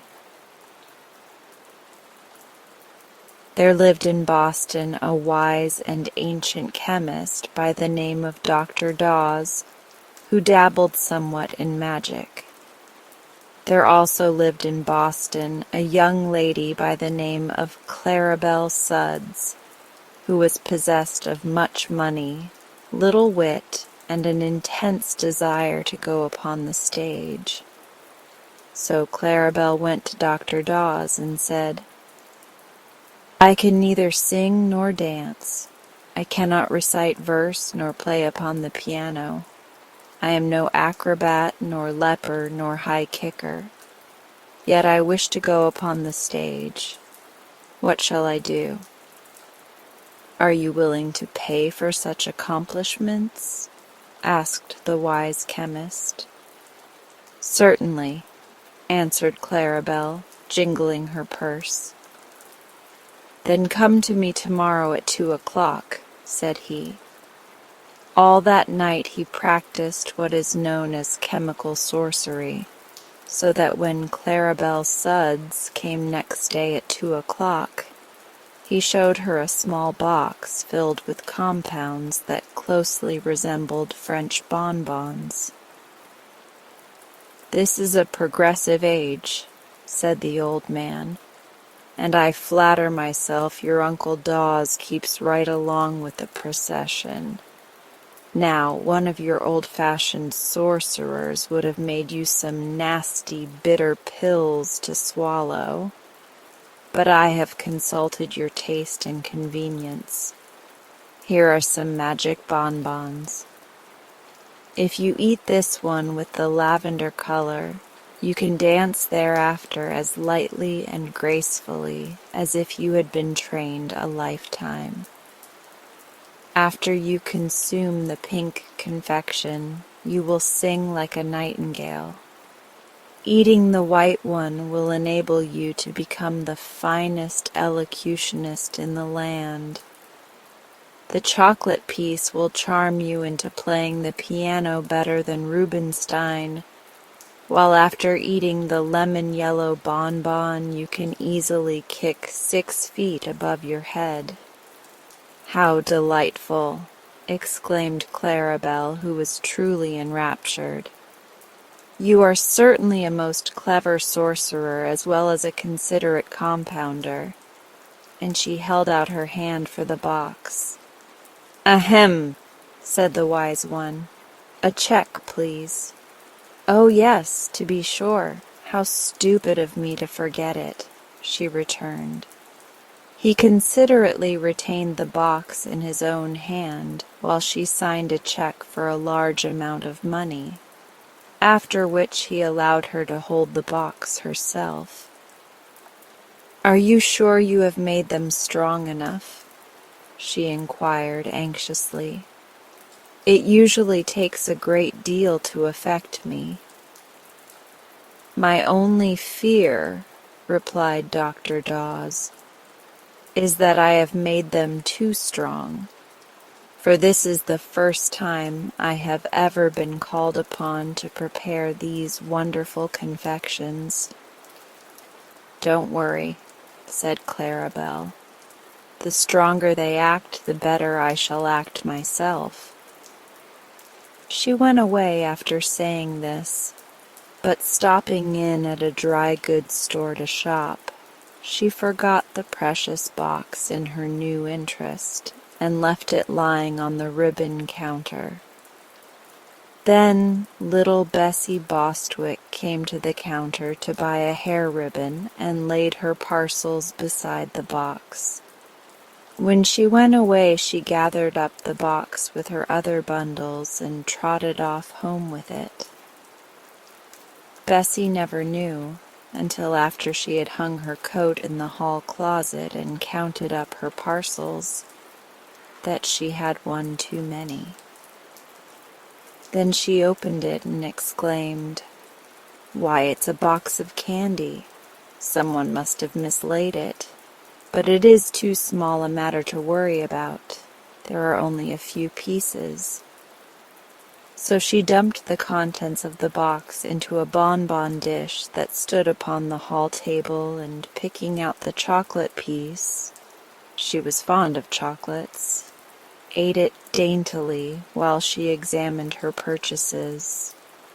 These were not many, for Bessie was only 12 years old and was not yet trusted by her parents to expend much money at the stores.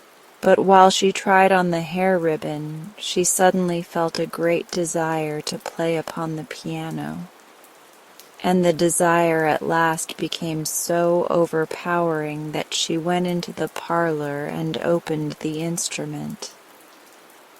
The little girl had, with infinite pains, contrived to learn 2 pieces, which she usually executed with a jerky movement of her right hand, and a left hand that forgot to keep up, and so made dreadful discords.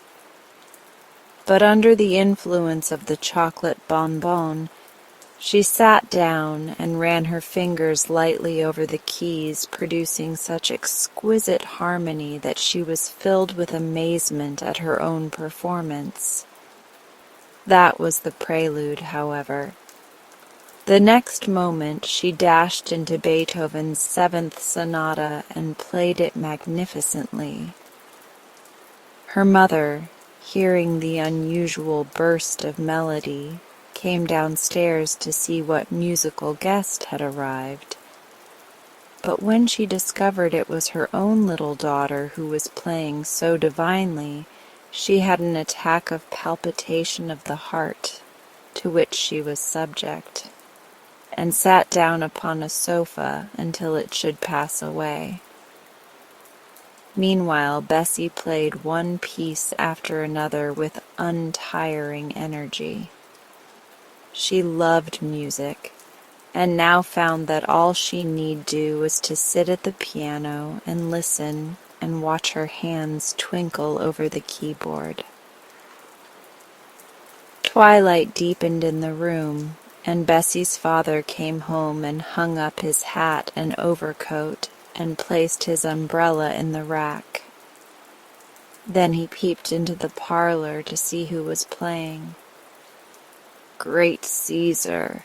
he exclaimed. But the mother came to him softly with her finger on her lips and whispered, "Don't interrupt her, John. Our child seems to be in a trance. Did you ever hear such superb music?" "Why, she's an infant prodigy," gasped the astounded father. "Beats Blind Tom all hollow. It's wonderful."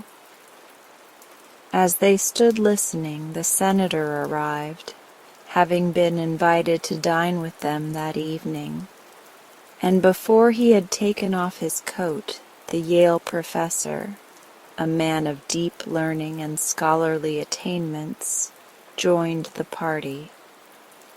Bessie played on, and the four elders stood in a huddled but silent and amazed group, listening to the music and waiting for the sound of the dinner gong.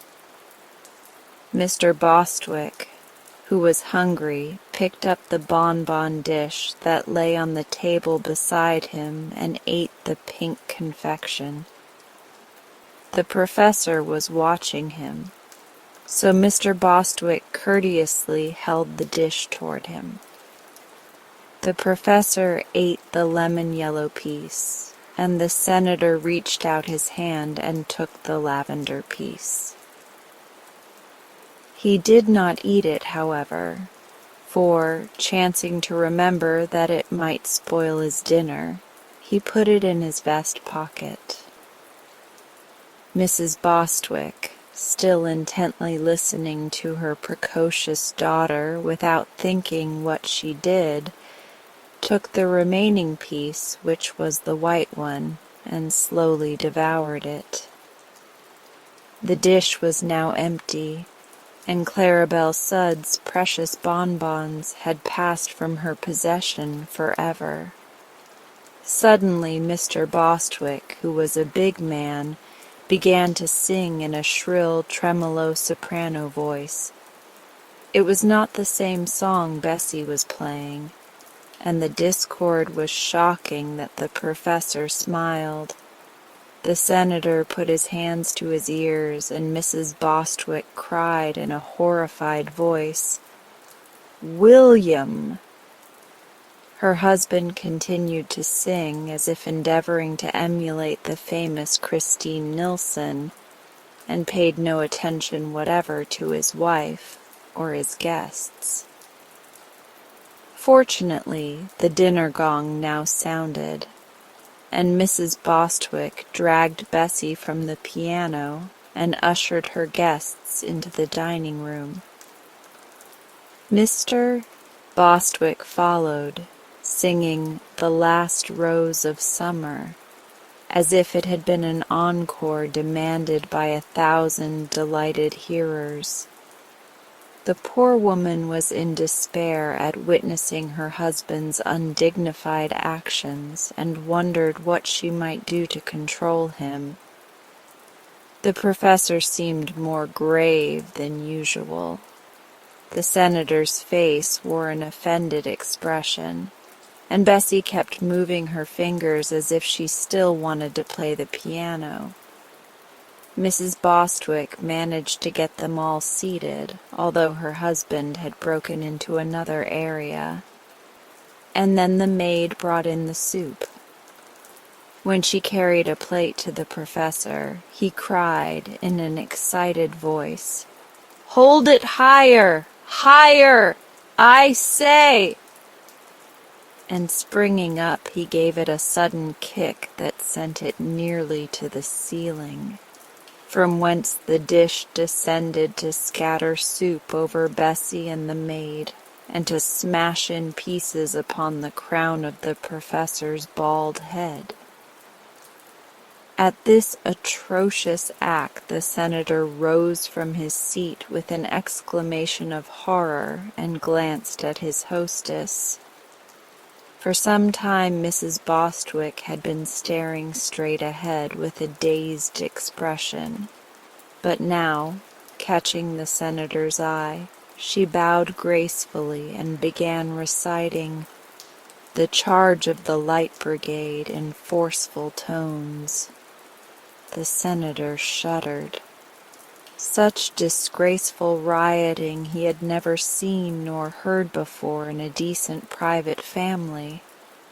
He felt that his reputation was at stake, and, being the only sane person apparently in the room, there was no one to whom he might appeal. The maid had run away to cry hysterically in the kitchen. Mr. Bostwick was singing "Oh, Promise Me." The professor was trying to kick the globes off the chandelier. Mrs. Bostwick had switched her recitation to "The Boy Stood on the Burning Deck," and Bessie had stolen into the parlor and was pounding out the overture from the "Flying Dutchman." The senator was not at all sure he would not go crazy himself presently. So he slipped away from the turmoil and, catching up his hat and coat in the hall, hurried from the house. That night he sat up late writing a political speech he was to deliver the next afternoon at Faneuil Hall, but his experiences at the Bostwicks had so unnerved him that he could scarcely collect his thoughts. And often he would pause and shake his head pityingly as he remembered the strange things he had seen in that usually respectable home. The next day he met Mr. Bostwick in the street, but passed him by with a stony glare of oblivion. He felt he really could not afford to know this gentleman in the future. Mr. Bostwick was naturally indignant at the direct snub, yet in his mind lingered a faint memory of some quite unusual occurrences at his dinner party the evening before, and he hardly knew whether he dared resent the senator's treatment or not. The political meeting was the feature of the day, for the senator's eloquence was well known in Boston. So the big hall was crowded with people, and in one of the front rows sat the Bostwick family, with the learned Yale professor beside them. They all looked tired and pale, as if they had passed a rather dissipated evening, and the senator was rendered so nervous by seeing them that he refused to look in their direction a second time. While the mayor was introducing him, the great man sat fidgeting in his chair, and happening to put his thumb and finger into his vest pocket, he found the lavender-colored bonbon he had placed there the evening before. "This may clear my throat," thought the senator, and slipped the bonbon into his mouth. A few minutes afterwards he arose before the vast audience which greeted him with enthusiastic plaudits. "My friends," began the senator in a grave voice, "this is a most impressive and important occasion." Then he paused, balanced himself upon his left foot, and kicked his right leg into the air in the way favored by ballet dancers. There was a hum of amazement and horror from the spectators, but the senator appeared not to notice it. He whirled around upon the tips of his toes, kicked right and left in a graceful manner, and startled a bald-headed man in the front row by casting a languishing glance in his direction. Suddenly Claribel Sudds, who happened to be present, uttered a scream and sprang to her feet, pointing an accusing finger at the dancing senator. She cried in a loud voice, "That's the man who stole my bonbons! "Seize him! Arrest him! Don't let him escape!" But the ushers rushed her out of the hall, thinking she had gone suddenly insane. And the senator's friends seized him firmly and carried him out the stage entrance to the street, where they put him into an open carriage and instructed the driver to take him home.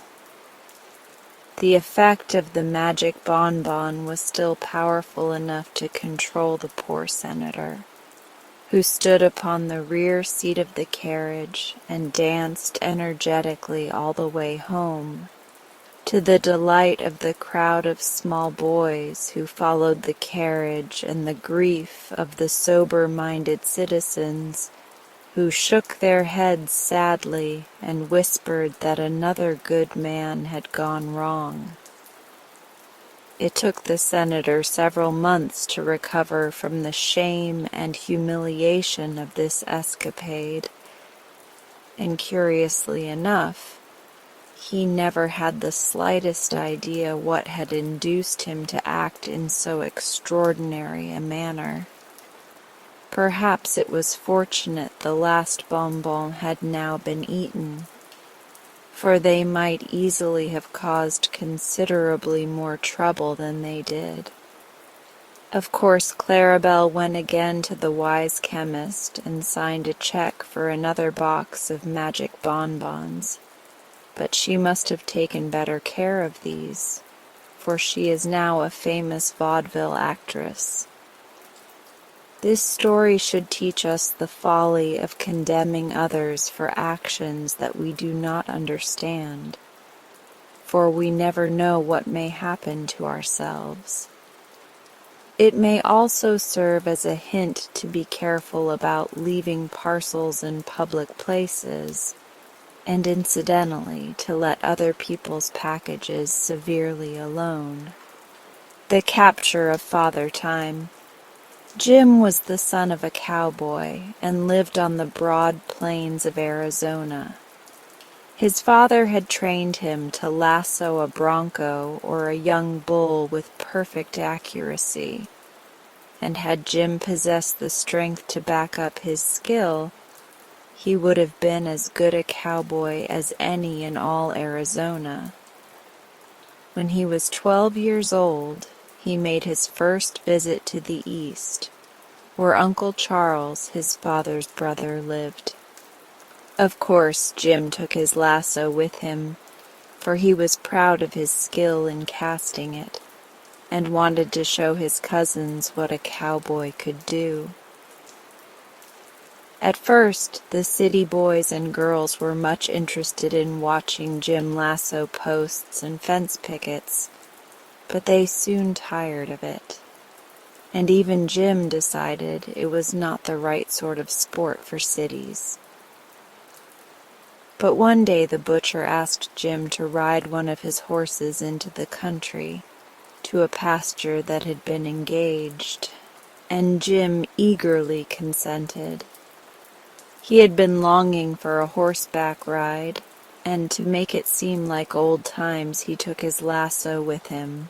He rode through the streets demurely enough, but on reaching the open country roads, his spirits broke forth into wild jubilation, and urging the butcher's horse to full gallop, he dashed away in true cowboy fashion.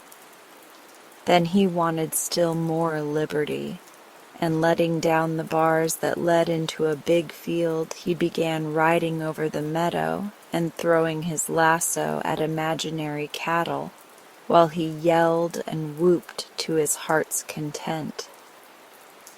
Suddenly, on making a long cast with his lasso, the loop caught upon something and rested about 3 feet from the ground, while the rope drew taut and nearly pulled Jim from his horse. This was unexpected. More than that, it was wonderful, for the field seemed bare of even a stump. Jim's eyes grew big with amazement, but he knew he had caught something when a voice cried out, "Here, let go! Let go, I say!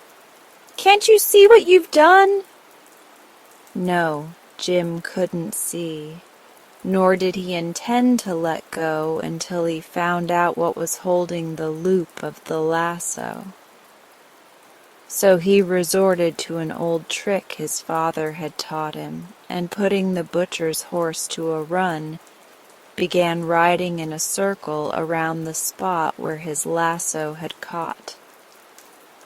As he thus drew nearer and nearer his quarry, he saw the rope coil up, yet it looked to be coiling over nothing but air. One end of the lasso was made fast to a ring in the saddle, and when the rope was almost wound up and the horse began to pull away and snort with fear, Jim dismounted. Holding the reins of the bridle in one hand, he followed the rope, and an instant later saw an old man caught fast in the coils of the lasso. His head was bald and uncovered, but long white whiskers grew down to his waist. About his body was thrown a loose robe of fine white linen. In one hand he bore a great scythe, and beneath the other arm he carried an hourglass. While Jim gazed wonderingly upon him, this venerable old man spoke in an angry voice. "Now then, get that rope off as fast as you can. You've brought everything on earth to a standstill by your foolishness. Well, what are you staring at? Don't you know who I am?" "No," said Jim stupidly. "Well, I'm Time, Father Time. Now make haste and set me free, if you want the world to run properly." "How did I happen to catch you?" asked Jim, without making a move to release his captive. "I don't know. I've never been caught before," growled Father Time.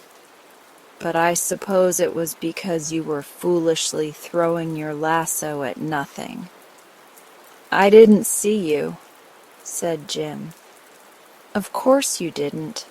I'm invisible to the eyes of human beings unless they get within 3 feet of me, and I take care to keep more than that distance away from them. That's why I was crossing this field, where I supposed no one would be, and I should have been perfectly safe had it not been for your beastly lasso. Now then," he added crossly, "are you going to get that rope off?" "Why should I?" asked Jim. "Because everything in the world stopped moving the moment you caught me. I don't suppose you want to make an end of all business and pleasure and war and love and misery and ambition and everything else, do you? Not a watch has ticked since you tied me up here like a mummy." Jim laughed. It really was funny to see the old man wound round and round with coils of rope from his knees up to his chin. "It'll do you good to rest," said the boy. "From all I've heard, you lead a rather busy life." "Indeed I do," replied Father Time with a sigh. "I'm due in Kamchatka this very minute, and to think one small boy is upsetting all my regular habits." "Too bad," said Jim with a grin. "But since the world has stopped anyhow, it won't matter if it takes a little longer recess. As soon as I let you go, time will fly again. Where are your wings?" "I haven't any," answered the old man. "That is a story cooked up by someone who never saw me. As a matter of fact, I move rather slowly." "I see you take your time," remarked the boy. "What do you use that scythe for?" "To mow down the people," said the ancient one. Every time I swing my scythe, someone dies. Then I ought to win a life-saving medal by keeping you tied up," said Jim. "Some folks will live this much longer." "But they won't know it," said Father Time with a sad smile. "So it will do them no good. You may as well untie me at once." "No," said Jim with a determined air. "I may never capture you again. So I'll hold you for a while and see how the world wags without you." Then he swung the old man, bound as he was, upon the back of the butcher's horse, and getting into the saddle himself, started back toward town, one hand holding his prisoner and the other guiding the reins. When he reached the road, his eye fell on a strange tableau. A horse and buggy stood in the middle of the road, the horse in the act of trotting, with his head held high and two legs in the air, but perfectly motionless. In the buggy a man and a woman were seated, but had they been turned into stone they could not have been more still and stiff. "There's no time for them," sighed the old man. "Won't you let me go now?" "Not yet," replied the boy. He rode on until he reached the city, where all the people stood in exactly the same positions they were in when Jim lassoed Father Time. Stopping in front of a big dry goods store, the boy hitched his horse and went in. The clerks were measuring out goods and showing patterns to the rows of customers in front of them. But everyone seemed suddenly to have become a statue. There was something very unpleasant in this scene, and a cold shiver began to run up and down Jim's back, so he hurried out again. On the edge of the sidewalk sat a poor, crippled beggar, holding out his hat, and beside him stood a prosperous-looking gentleman who was about to drop a penny into the beggar's hat.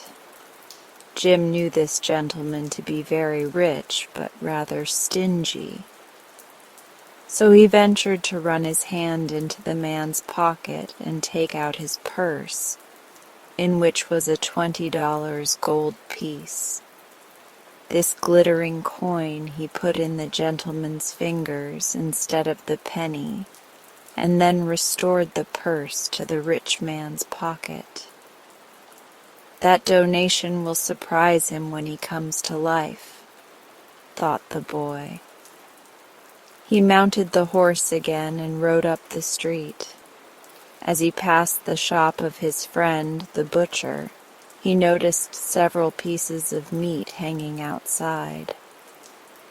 "I'm afraid that meat'll spoil," he remarked. "It takes time to spoil meat," answered the old man. This struck Jim as being queer, but true. "It seems time meddles with everything," said he. "Yes, you've made a prisoner of the most important personage in the world," groaned the old man, "and you haven't enough sense to let him go again." Jim did not reply, and soon they came to his uncle's house, where he again dismounted. The street was filled with teams and people, but all were motionless. His two little cousins were just coming out the gate on their way to school, with their books and slates underneath their arms. So Jim had to jump over the fence to avoid knocking them down.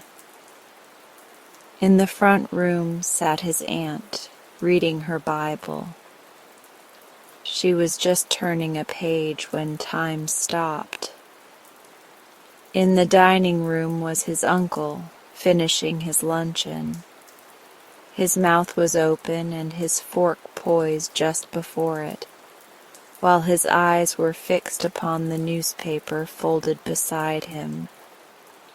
Jim helped himself to his uncle's pie, and while he ate it, he walked out to his prisoner. "There's one thing I don't understand," said he. "What's that?" asked Father Time. "Why is it that I'm able to move around while everyone else is froze up?" "That is because I'm your prisoner," answered the other. "You can do anything you wish with time now, but unless you are careful, you'll do something you will be sorry for."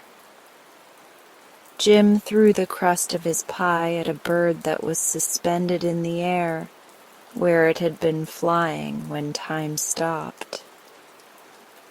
"Anyway," he laughed, "I'm living longer than anyone else. No one will ever be able to catch up with me again. Each life has its allotted span," said the old man. "When you have lived your proper time, my scythe will mow you down." "I forgot your scythe," said Jim thoughtfully. Then a spirit of mischief came into the boy's head, for he happened to think that the present opportunity to have fun would never occur again.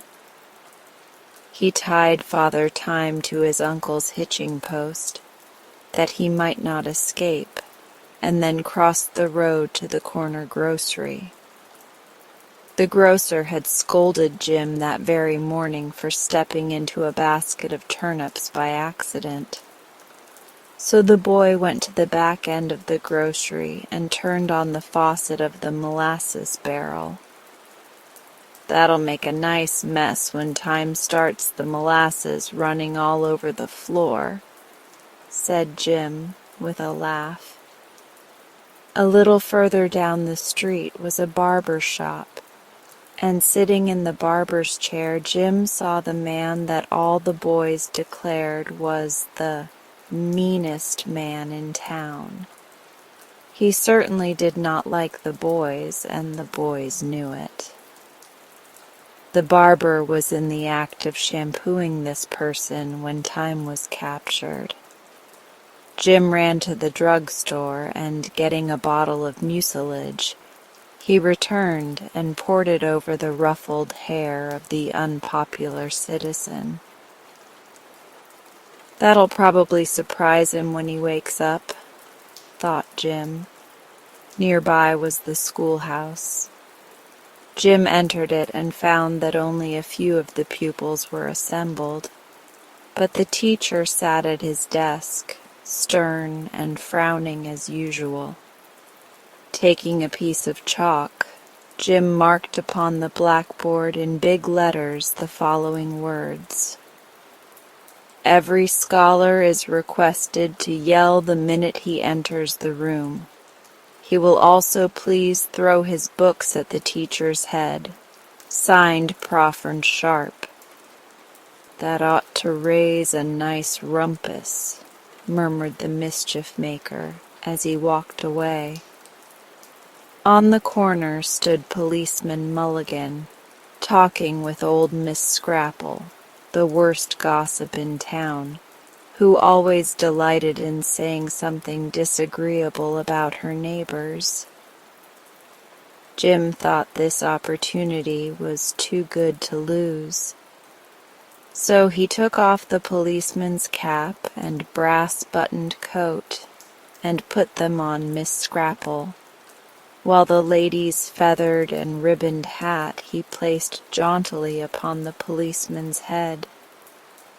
The effect was so comical that the boy laughed aloud, and as a good many people were standing near the corner, Jim decided that Miss Scrapple and Officer Mulligan would create a sensation when time started upon his travels. Then the young cowboy remembered his prisoner, and, Walking back to the hitching post, he came within 3 feet of it and saw Father Time still standing patiently within the toils of the lasso. He looked angry and annoyed, however, and growled out, "Well, when do you intend to release me?" "I've been thinking about that ugly scythe of yours," said Jim. "What about it?" asked Father Time. "Perhaps if I let you go you'll swing it at me the first thing to be revenged," replied the boy. Father Time gave him a severe look, but said, "I've known boys for thousands of years, and of course I know they're mischievous and reckless. But I like boys, because they grow up to be men and people my world. Now if a man had caught me by accident, as you did, I could have scared him into letting me go instantly. But boys are harder to scare. I don't know as I blame you. I was a boy myself, long ago when the world was new. But surely you've had enough fun with me by this time, and now I hope you'll show the respect that is due to old age. Let me go, and in return I will promise to forget all about my capture. The incident won't do much harm anyway, for no one will ever know that time has halted the last 3 hours or so." "All right," said Jim cheerfully. "Since you've promised not to mow me down, I'll let you go." But he had a notion some people in the town would suspect time had stopped when they returned to life. He carefully unwound the rope from the old man, who, when he was free, at once shouldered his scythe, rearranged his white robe, and nodded farewell. The next moment he had disappeared, and with a rustle and rumble and roar of activity the world came to life again, and jogged along as it always had before. Jim wound up his lasso, mounted the butcher's horse, and rode slowly down the street. Loud screams came from the corner, where a great crowd of people quickly assembled. From his seat on the horse, Jim saw Miss Scrapple, attired in the policeman's uniform, angrily shaking her fists in Mulligan's face, while the officer was furiously stamping upon the lady's hat, which he had torn from his own head amidst the jeers of the crowd. As he rode past the schoolhouse, he heard a tremendous chorus of yells, and knew Profernball Sharp was having a hard time to quell the riot caused by the sign on the blackboard. Through the window of the barber shop he saw the mean man frantically belaboring the barber with a hairbrush, while his hair stood up stiff as bayonets in all directions, and the grocer ran out of his door and yelled, "Fire!" while his shoes left a track of molasses wherever he stepped. Jim's heart was filled with joy. He was fairly reveling in the excitement he had caused when someone caught his leg and pulled him from the horse. "What are you doing here, you rascal?" cried the butcher angrily. "Didn't you promise to put that beast inter Plimpton's pasture? And now I find you ridin' the poor nag around like a gentleman of leisure." "That's a fact," said Jim with surprise. "I clean forgot about the horse." This story should teach us the supreme importance of time and the folly of trying to stop it. For should you succeed as Jim did in bringing time to a standstill, the world would soon become a dreary place, and life decidedly unpleasant. And now as we come to the end of this session, if you're still awake, I would like you to feel the calm you've created within yourself. You've given your mind and body such a beautiful gift, a moment to simply be. Let that sense of peace stay with you as you move through the rest of your night.